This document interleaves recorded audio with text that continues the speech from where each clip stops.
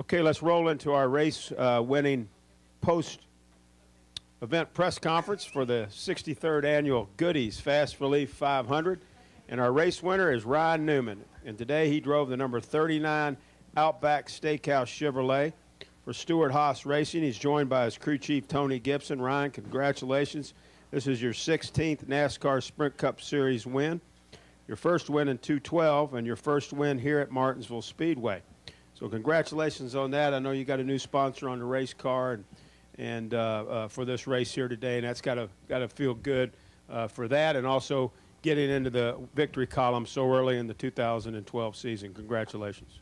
Well, thank you. No doubt, an impressive day for us, for me to take us out of the game, and you know, we ended up going a lap down because of my speeding penalty, and then the guys did an awesome job in Gibson with the car to make the changes. I mean, we were not a dominant race car today, but we put ourselves in contention, and then the way the strategy and everything worked out, coming in for 2 tires, and you know, Clint kind of clearing out turn 1 for us. We were fortunate to be in the right place at the right time. We've been in that position here, and been in the wrong place at the wrong time, and it's nice to be able to, you know, it's nice to be able to at least balance it out and get out back in victory lane. That was really special for us. Their first race with the team, and if we get in the top 10, we get free blooming onions if you go to the Outback and mention my name. So I'm not sure, they might be rethinking that after this week.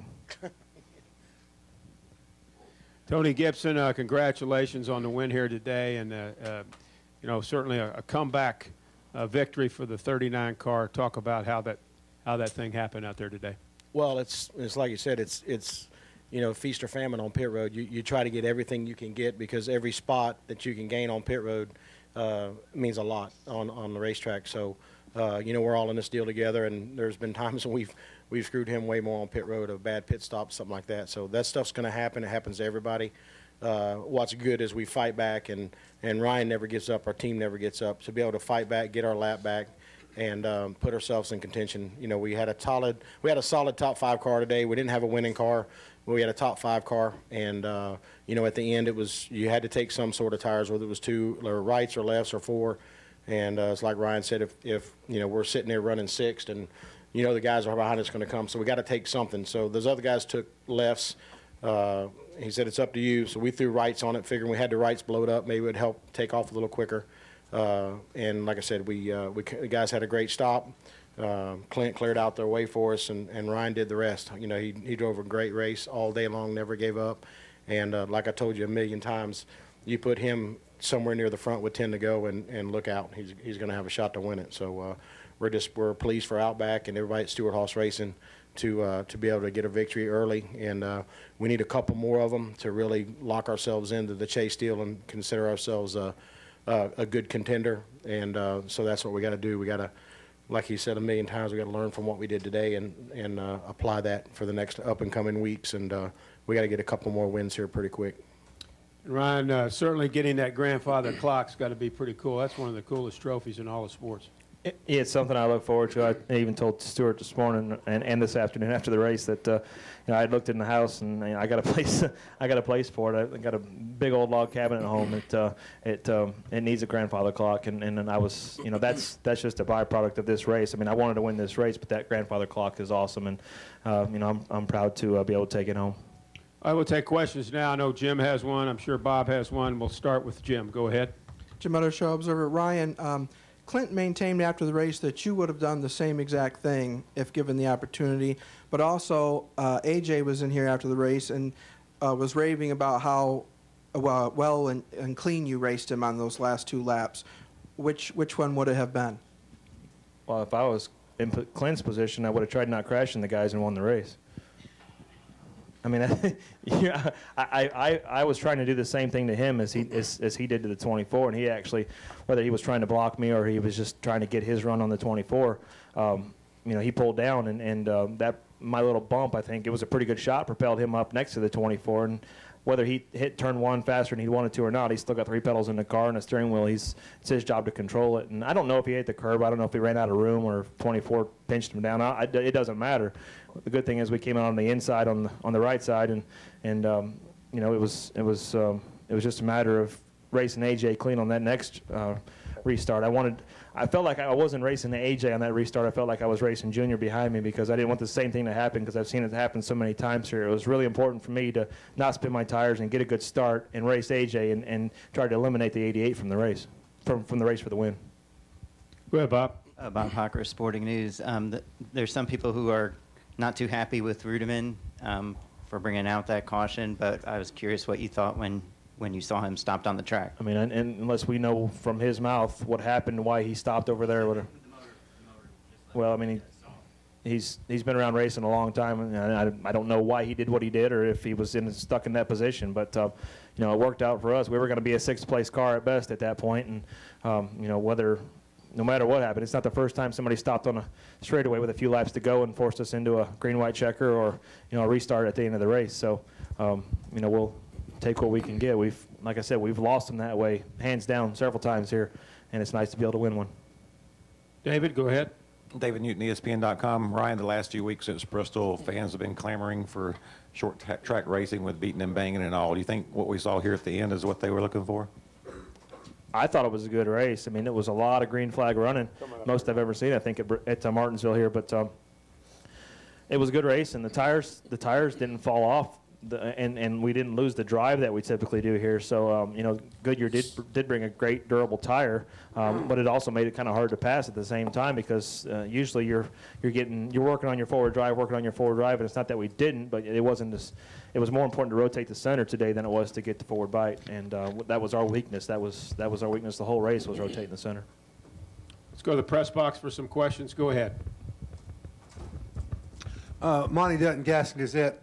Ryan, just, anytime there's an inning like this, there's a lot of people attempting to make scapegoats of the others, whether in this case it was, what I'm saying is at the end of the race, when you hit Boyer, it was a good ways before the actual accident happened. Oh, yeah, it was at start-finish line. Right.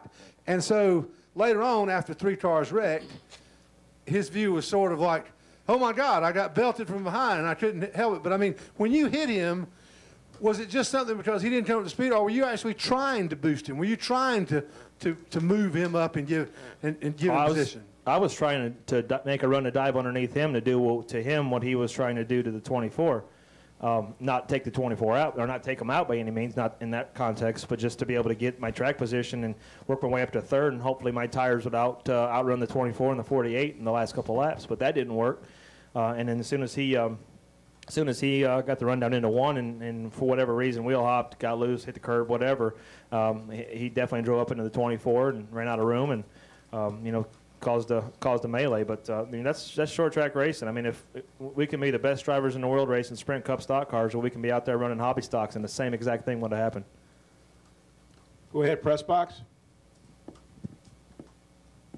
Bruce Martin, SportsIllustrated.com. Talk a little bit about, for the second week in a row, Stewart-Haas Racing has kind of masterfully been in the right place at the right time. Tony did it last week at Fontana. You were able to endure it here today, overcoming the one-lap penalty. Talk a little bit about how the whole team kind of seems to be on a roll right now.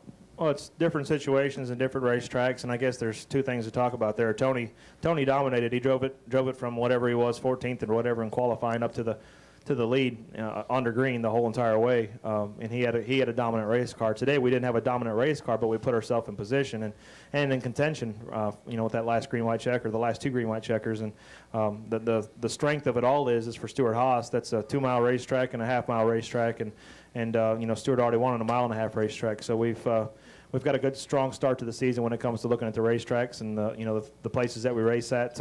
That makes a difference. Some guys are only capable of winning at certain racetracks, and we've proved that Stewart-Haas is capable of a lot. Go ahead, press box. And sort of let Danville register and be.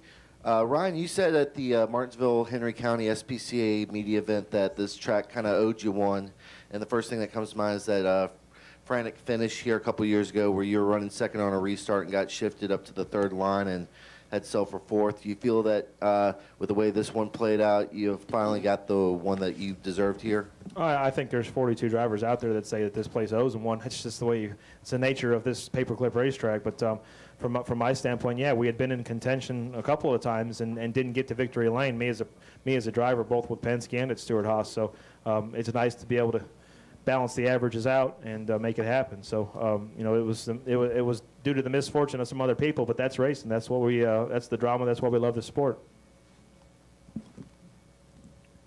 Go ahead, Joe Menzer. Joe Menzer, NASCAR.com.